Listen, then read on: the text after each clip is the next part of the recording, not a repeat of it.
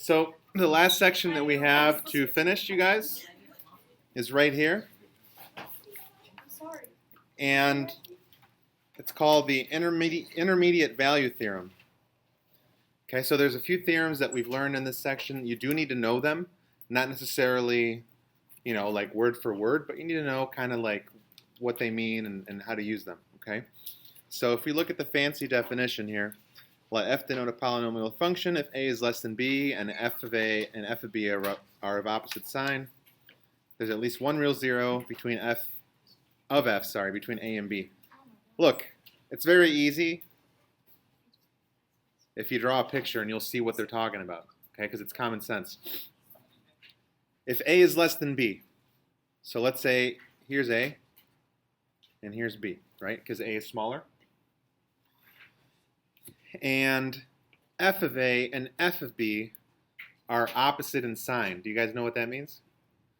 Like at one of these values, the function is positive, but then at the other one it would be negative, or vice versa. Does that make sense? So let's say we have a positive value for f of a and a negative value for f of b. Remember, this is a polynomial graph, right? At some point, from this point to this one, we have to connect the dots, right? So notice what we're going to do. Well, maybe some stuff, but more importantly, what did I just cross? The x-axis. So right here is a 0 or a root. That's what this is saying. Okay? And the other scenario, here are all the different options. Let's say that f of a is negative, and then f of b is positive. Well, at some point it's got to get up there, so either way, there's a 0 right there.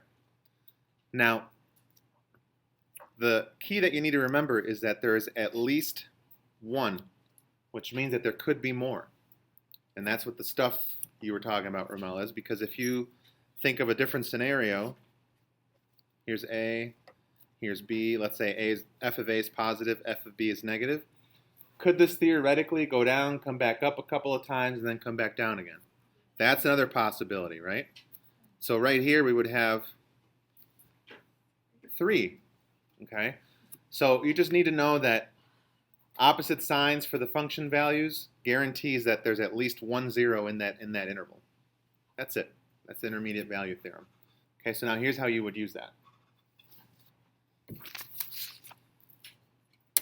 Okay, so for example 1, it says use the intermediate value theorem to show that each polynomial has it doesn't tell you, but we're going to say at least one 0 in this interval. Okay, so here's your first x value. Here's your second x value. We're going to go ahead and find f of 1. And you guys know how to do that. How do I find f of 1? Just plug it in. So 1 to the 5th minus 1 to the 3rd minus 1. We get 1 minus 1 minus 1, which is negative 1. And now the second x value they give me is 2, so let's find f of 2. If I plug in 2 to the 5th minus 2 cubed minus 1. Let's see, 2 to the 5th is 32. 2 cubed is 8. So 32 minus 8, 24 minus 1 is 23. Do you guys see how this works now? At one of the values the function was negative, at the next one it was positive. So what this means then is that since f of 1 is negative, and we'll say less than 0, and f of 2, here we were positive, opposite signs, then there is at least one 0 between what two values? Between 1 and 2. Maybe it's at 1.5 that we hit 0. Maybe it's at 1.25. Maybe there's more than 1. Okay? This is the kind of thing that you would do anytime they say use the intermediate value theorem to show that there's a real 0. You do exactly these steps. Plug both values in, confirm that one is positive and one is negative, or vice versa, and then you explain hey, look, the first value was negative, the second value is positive, therefore, there's got to be at least one time where it hits 0. Yes? We put between 1 and 2 because that's what our x values are. Exactly. Yes. Any questions on that? That's pretty much it. That's it, yeah. Yeah. Like I said, it's common sense. If you think of the picture, if it's changing from positive to negative or negative to positive, well, there's a guarantee that somewhere in there it's going to hit 0. That's all this is saying.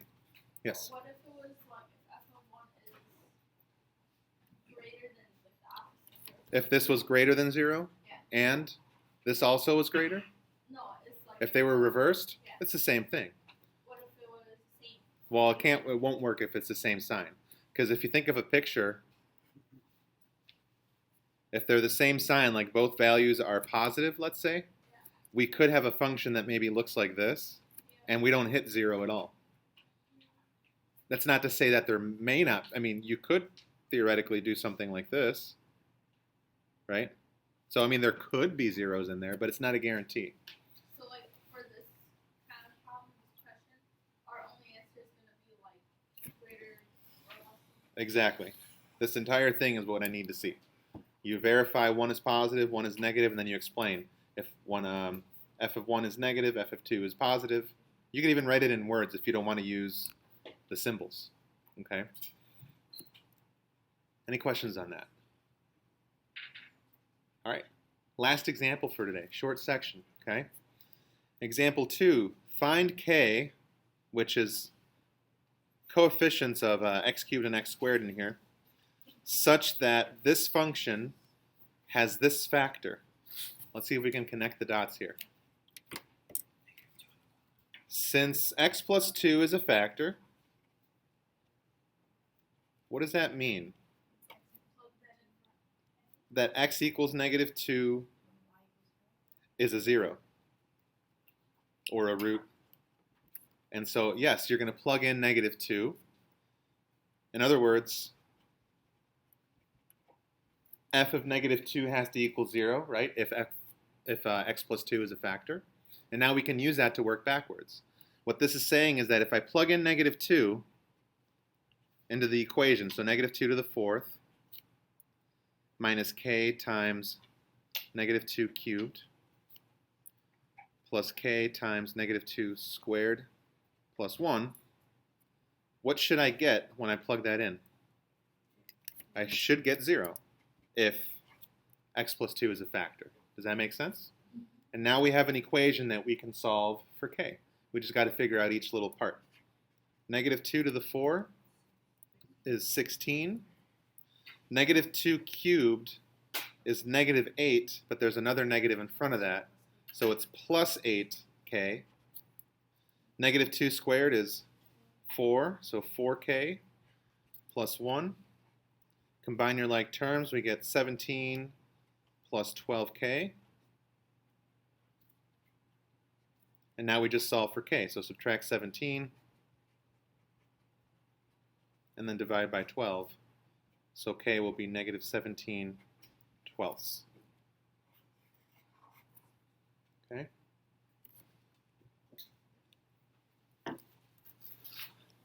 Excuse me. Any questions on that?